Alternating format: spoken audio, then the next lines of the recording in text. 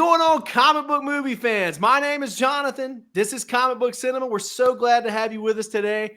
Today, we are joined by three wonderful guests. First and foremost, we're going to introduce Mr. Luke. He is from the same hometown that I am from.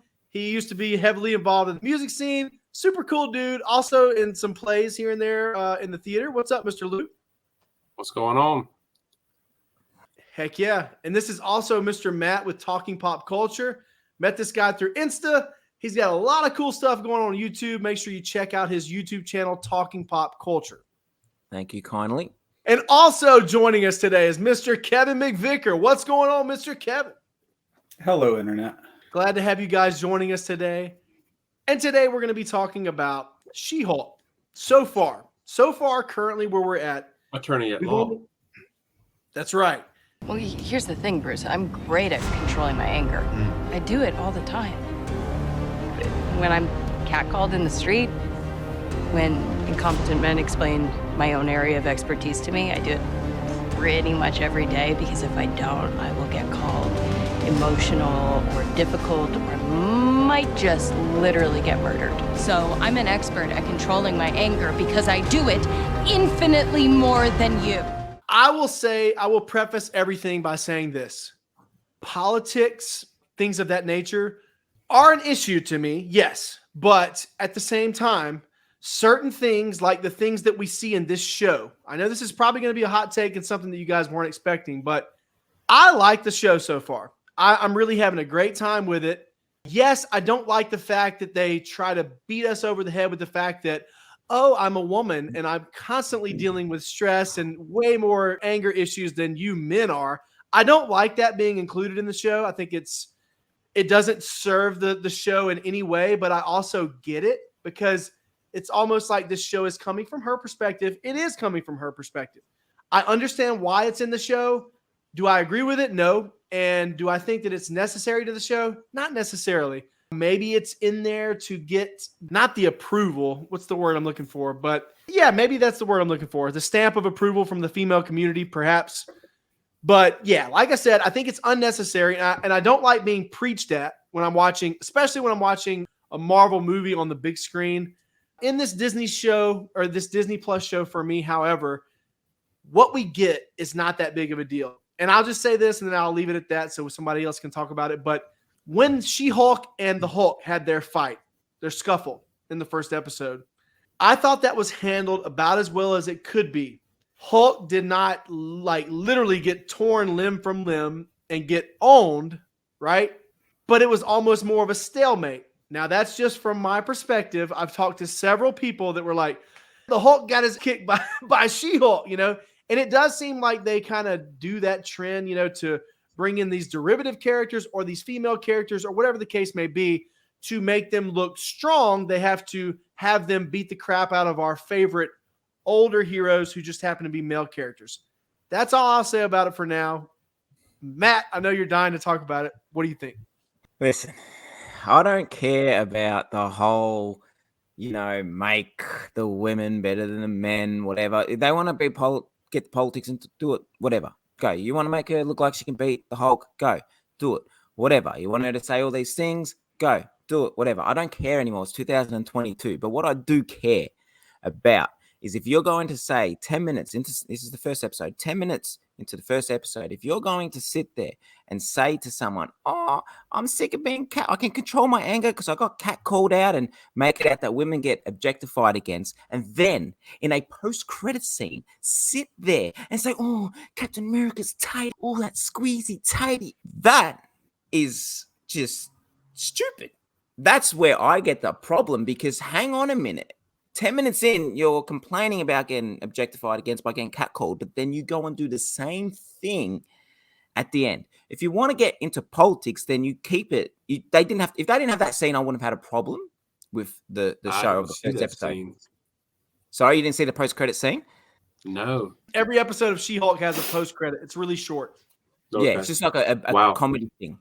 So when you see, it's not that's why when people are complaining. I'm like, hang on, I get it. You want to complain, cool. How do you not see that? Like how they say that, oh, yeah, get the cat calling it and then go and do that. It's just, to me, it's a hypocrite. It's a hypocrite move And then my second thing is, I don't care about her beating the Hulk, but what I do care is they're making the Hulk look like a bitch now. Like, they're making him.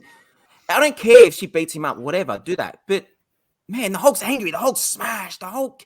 You know what I mean? Like, they're killing the Hulk. Marvel and Disney, they're killing him. That's my problem. I don't care that she could beat him up. It's just more that this guy's a wussy. You know what I mean? He's not the Hulk that you read. I can see that point of view. Certainly. Don't get me wrong, the show's good. The show is good. The show has some good things. The second episode was a lot better than the first episode because I just think the first episode had just started off wrong. But it's a good show. There's a story there. But let's be honest, we're all watching it for one bloody reason, and that's just to see Daredevil at the end. That's all I'm watching it for, and that you have to watch it because it's the MCU and you need to be up to date with things. But that's why they did the trailer. I can guarantee you Daredevil comes in the post-credit scene of the last episode. Yeah, Guaranteed. probably so. It's probably going to be People watch last it all. minute, which is bullcrap. What do you guys think? So in terms of the feminism in this show, I feel like it's a watered down version of 9 to 5 with Dolly Parton. I mean, it's nothing new. It's, you know, and I'm not saying anybody on here is doing this, but people who call it woke, that word doesn't mean anything anymore, guys. Like, this is 40-year-old feminism is all this is. And then on top of that, they give her 2 strong male characters as her emotional anchors in both episodes that she relies on. Bruce in the first one, and then Uncle Larry from Perfect Strangers or Cousin Larry from Perfect Strangers in the second episode. Yeah, I don't know. I don't see it as that. I kind of see Matt's point on her objectifying Captain America. Like, I can see how that annoys you, but at the same time, and I've watched both these episodes twice, I don't feel like they were necessarily saying that what she was saying was right. Because she obviously doesn't have her anger under control because she's fighting against Bruce. And I think the whole point that Bruce was trying to prove to her, he was just holding back. He was toying and playing with her, was that you don't have your anger under control. See, like, you can get set off this easily. And that's how I read all that scene. So a lot of the critique that I'm reading just falls flat for me because I'm just reading. I'm not taking it as a moment. I'm taking all the scenes together, and I think there's a larger story and a larger character arc going on there. I totally agree with that viewpoint, Kevin. I think that a lot of times, especially us commentators, us toxic commentators like Matt and myself, we get bored. I agree. I totally agree. Yeah, I know. I'm just being facetious, Matt. Yeah. But I'm just saying, like, sometimes we try to find things to just like grab a hold to and like complain about. To me, at the end of the day, this show is a good show. Society as a whole has changed a lot in the past 10 years. If this show would have came out in 2003, you know, we would all be raving about it. I don't think anybody would be talking about, you know, beating the Hulk's butt, you know, or the feminism or whatever the case may be. Yes, there are some things like sprinkled throughout, just a little bit of a sprinkle that I don't like, I don't love, but at the end of the day, I like the show a lot. What do you think, Luke? You know, parts of it have been like, I really liked the whole time that she was there and the little bit of training, you know, or that help that Hulk was giving her.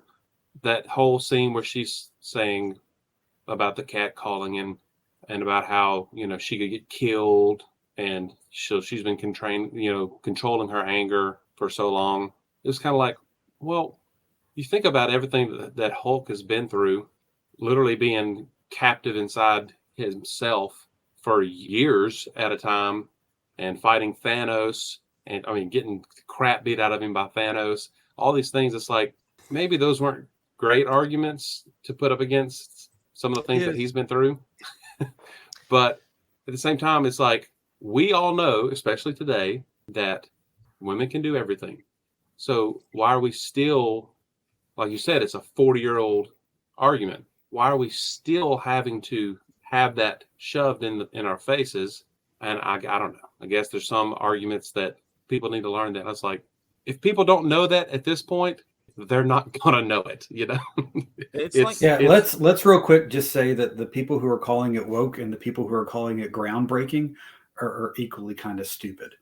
Like, they're both like, no, it's neither. You don't know what either of those words mean, guys. But like, the thing is, like, they can make films, especially with female lead roles, and I'll use Wonder Woman, the first one, as a prime example. The best movie I've seen in the DCEU. I know we're talking Marvel, but they didn't make it about men and women. They just made it, you know what I mean? They just kept it about Wonder Woman, Steve. And that's, I don't know if it's just a Marvel and Disney thing. I don't know, but it's like lately it feels like they're starting. You don't need to, and it's the same with males. You don't need to show on female characters. You don't need to show on male characters, female characters to push them, to make them better. You don't need to do that. And it's like they do it on purpose so that people talk about the show, that they get people, you know, fired up. Because let's be honest, the more people say, oh, this is woke, this is bull, more people are going to go watch it. You know what I mean? So it's like they want us to be divided because it's going to cause more controversy. And I always use Eminem as an example. Controversy, you look at his early career, started off controversial, made it massive, and now he's just, you know, more watered down. It's the same. They're like starting to be more controversial to get the views, to get the people watching it. And that's what I feel it is. They divide us when all they need to do is not do it, and there won't be a divide between people. That's just I know that you're a wrestling fan, Matt, and don't forget what Eric Bischoff used to say. Controversy creates cash. Same thing. 100%. And what did he do? What I was doing. I knew it. I know this is so off topic, but WCW, they did a lot of really, really controversial stuff at the time in their biggest heyday, you know, in the 96, 97, 98 era, revealing the results to WWE Monday Night Raw. That was like a big no-no, but they did it on their live show, and they got lots of hate for it. They did a lot of controversial stuff, but yeah, to your point, controversy creates cash. Maybe that's what it is. Maybe that's part of it. I don't know. But I do understand, and I understand both sides of the argument, and I'm trying to be somewhere in the middle. Like I said, I love the show. I think the show, honestly, right now, and I was talking with Tim Collins, actually, Kevin, the other day about the newest episode, or yesterday, and he was like, man, this is awful. I just hate it. And I was like, you know what? I'm really having a good time with the show so far, and I was thinking about it. I think it's in my top 3 so far, at least. Like, the path that the show is on, it's in my top 3 Disney Plus shows right now currently. I think it's definitely better than Loki. I was not a huge fan of Loki. I was not. That's me. And also my top pick is very controversial. Most people, actually 99% of all people disagree with this, but Falcon and the Winter Soldier is my all-time favorite Disney Plus show. It was on the edge of your seat, thrill after thrill. Every time an episode ended, I would have to watch the next episode like immediately if possible, but I never could because I was always watching it live. That's what I want in a TV show, so I guess I have different preferences than most people maybe. I don't know. Yeah, it's definitely in my top 3 currently. But, you know, but going on that, how you just mentioned Loki, and I'll use WandaVision as an example as well. They didn't have to do scenes like they did in She-Hulk to make those shows great. I love Loki. I loved Lady Loki. They didn't make Lady Loki Sean Loki. They didn't make WandaVision Sean Vision. Like, they didn't do that with those shows. And I'm not saying, you know, She-Hulk wishing on the Hulk. I don't know. There's a lot of argument there to be made that Lady Loki was, in a lot of ways, the better, smarter version of Loki. Well, if they did that, well, then I didn't really catch on to that. They must have made it a bit better. But that's the thing with this show. It's like they started off on the wrong foot. They should, if they had not have done that scene and the I can't even say the name anymore. Autophobic. Kevin, like I was saying, the scene, you're 100% on the money. Like, it's Bruce showing her that she's not in control of her anger and that. But they just could have used another example. It doesn't bother me. But like I said, it was more that end post-credit scene when she's talking about being objectified against, and then that post-credit scene happens. That is the problem. Like, if they hadn't done that, I wouldn't have gave 2. The hypocrisy. Do you agree that the Hulk is like, just like, what are they doing with the Hulk? Like, put She-Hulk aside. Like, Hulk on character of himself, not since, since Endgame, he hasn't been the Hulk. You know what I mean? Like, he's either been the joint Hulk or Eric Banner. Smart Hulk. Yeah, Smart Hulk. Like, he hasn't been the Hulk. So didn't we call that Professor Hulk in the comics? Professor Hulk, yeah. Yes. And that's what I miss. I used to love the Hulk. So I'm an angry person. You know, you can see by my rage sometimes. Like, that's why I love the Hulk. Is you know, you can watch him smash stuff and be like, yeah, that's how I get when I get angry. And I'm not seeing that. I'm not smart. I want to see angry Hulk. But he was in a spaceship. So they're talking about when he left in that, because I'm sure everyone's seen the second episode. Spoilers alerts if people watching haven't seen it. Yeah, how he leaves in the spaceship. they're talking about he's going back to that planet, Segarra. Segarra, and we might get a World War Hulk show that is one of those not mentioned in Phase 5 or 6, I think it was. Hopefully, because then That we would get be Angry cool. Hulk back. And also the rights that were held by Universal, the not the full rights, but the publishing rights, if I'm not mistaken, for the Hulk have recently or are about to recently expire. So that's kind of coincidental that they also didn't announce that film, right? Within Disney, they probably have plans for it already. They were looking at the schedule like, hey, by the way, the end of 2022, the rights to the Hulk revert back to us fully. Because that's the reason they haven't made a solo Hulk film since the 2008 Incredible Hulk. Because if they do a Hulk film like just by himself, he can be in Avengers, he can be in Thor, whatever other movie.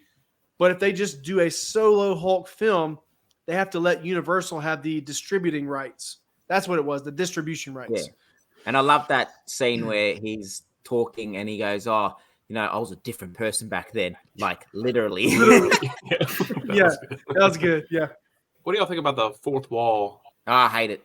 I think It's they're doing whatever. it good. I mean, she was kind of the first one to do it. It wasn't Deadpool In the comics, yes. in John Byrne's run. Okay, that's good to know. I didn't know that was something. That Also, she did in the speaking of comics. which, John Byrne, in his run, also had a lot of commentary on the way female characters were represented in comics. He had a very feminist take in the series for She-Hulk as well. To me, it feels like a combination between the various series that I've read. So I'm really enjoying it. I really like it. Well, good. I just don't like that third wall. That makes me fourth wall breaking because I appreciate that better. Yeah, but that's what Kevin was saying. And I didn't know this actually. I'll admit, I didn't know this until like a week or two ago when I was watching some of these YouTube videos. But yeah, like you said, She-Hulk was the first in the comics to break the fourth wall and do that before Deadpool. And to give credit where credit's due, the She-Hulk breaking of the fourth wall was very much Bugs Bunny and Donald Duck. I mean, or Daffy Duck, that kind of stuff. It was harping on that old stuff where she would talk to the writer and the artist and things like that. So yeah, I guess you have to give total credit back to Bugs. But yeah, I know She-Hulk did it first in the comics, but in the film franchises, obviously Daredevil, Deadpool's done it, and that's why that flag. Yeah, you know what I mean. Like it's just maybe if you had done it when you bought Deadpool in, then both could do it. I don't know, but it's just too, as a casual fan, because I'm more of a DC. Give me DC topics. I've got all my knowledge, collect all DC comics. But with Marvel, it's like, a casual fan like myself that watches Marvel, I'm just going to know hang on. Deadpool's the one that breaks the fourth wall, not She-Hulk. But obviously, your Marvel fans that read the Marvels will know what's going on. So that's why I think it's, In the first episode, Bruce says, sorry about something. And she says, he doesn't mean that. Did he catch her breaking that the was fourth wall? He caught her and she caught herself breaking the fourth wall. And then she was I think that was the joke. That was kind of weird. in the first episode, That took me out of the breaking the fourth wall. Like, is there a fifth wall? What is happening? Like, did you break and then break back in? Can someone just answer this question? Because I wasn't too sure. So, when the car flies off the road, was there a narration saying that the car started to flip off the road? Because I didn't know if I had my, when you're blind or something and it explains what's happening during the show. Did you hear that? Or was it just maybe something was wrong with my TV? Because it said, we then flipped over the rail. Now, at the beginning of the second episode, they show that scene again and she talks over and explains what happens. Is that maybe what you're thinking of? Or No. Actually, in the first episode, I reckon I must have had that audio description because I was just confused because I seen her breaking the fourth wall and then there was like narrating some of the things like, and we drove on the highway. And I'm thinking, why tell me you're driving on a highway? Like, I can see that. So maybe I had one of those voice explain things on because I reset my Disney Plus, but yeah, I was a bit confused that first 10 minutes. This show really made me think of characters with high metabolisms for the first time. Like the scene where she's She-Hulk and she's downing drinks and then she has to revert back to her human self to talk to her boss, cool. and she's fall over. Like I thought it was a good scene, but I can't help but think now. So another aspect of a high metabolism is the ability to excreting toxins and waste.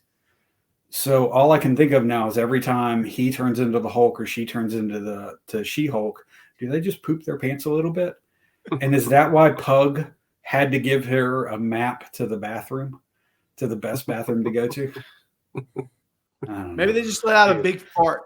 a little wet, but not. Yeah. Okay. Sure. Maybe they're Hulk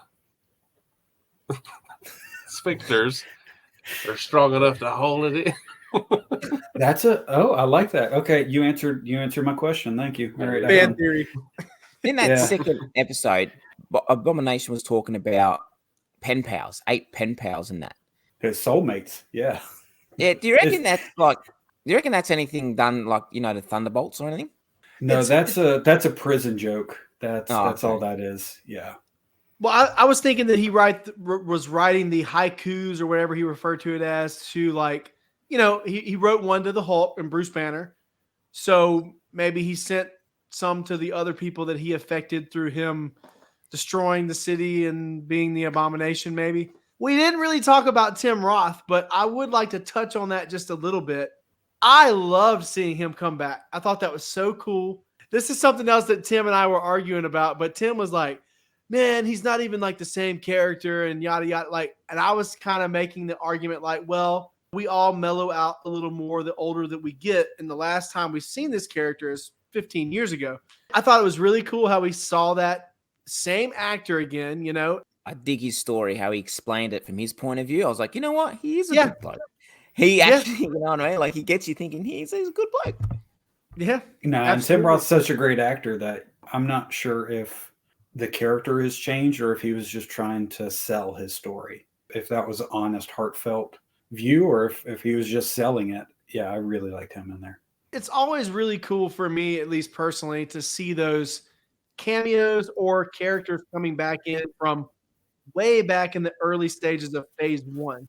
We got it already with Thaddeus Thunderbolt Ross in Civil War, and he came back one more time in Black Widow. Unfortunately, he passed away recently, William Hurt. It's really cool to see those cameos. I think that it just, makes it that much more connected, and it really makes you feel like, which in about 5 to 10 years from now is going to be a really bad thing, possibly, especially for someone who hasn't seen any of the Marvel films. But, making you feel like you have to go back and watch everything. But for me, someone who's been there since day one, it's really cool. I didn't see Shang-Chi. Is that what it is? Mhm. Yeah, well, then you would have. So they show the clip. That is from that, when he's doing Shang-Chi, the underground fighting? Yep. Yeah. Okay. Is this taking place after or before Shang-Chi? After, I would think, but I'm During. not fully sure on that. So It sounded like, it seemed like during, if he broke out that day and was fighting. Yep. Or if it was recently That discovered, maybe they recently discovered that it happened weeks ago, or maybe like you're saying, Luke, that it just happened yesterday or today. Maybe it during happened after Endgame because Banner's arm hadn't healed yet. We know it happened That was pretty cool. We know it happened after Eternals because there's that little Easter egg with the Wolverine Easter egg. I missed that. So there's a scene where she's looking for jobs on the couch after she's been fired from everywhere. And if you pause the screen when she's looking at her laptop, it has the articles on the side. And one is, what's this strange statue sticking out of the Pacific Ocean? And then the other one is a man with metal claws fights in a bar. So, didn't see that. That's Cool. neat. The best. I like how they export put all from- that little from- stuff in there. Yeah. The best export from Australia is definitely Hugh Jackman, right, Matt? I would love to see him, but nah, I think he's too old now. no, it's George Miller. Yeah, he is. I'm George just Miller's joking. the best export. No, But he's definitely the best export so far. no, George Miller. Come on, man. Mad Max, I'm going to be like an absolute idiot. Who's George Miller?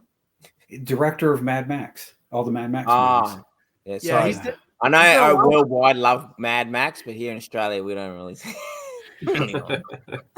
Well, guys, thank you so much for joining me today for this discussion of She-Hulk. So far, I'm interested to see where they go with it. Matt, why don't you tell us where we can find you on social media? You can find me on everything Just Talking Pop Culture is all you need to search. It's got the same logo for everything. So come and check me out there and talk everything pop culture related. And how about you, Mr. Kevin? Find me wherever you can find me and tell me how wrong I am. That's fine. Guys, thank you so much for joining us. Make sure you like, share, and subscribe. We're climbing ever so slowly to that 500 subscriber mark. So if you're not subscribed to this channel, please make sure you give us a subscribe. It really helps us out. It makes me happy. Check us out on Instagram and TikTok. You can find us at Real Comic Book Cinema.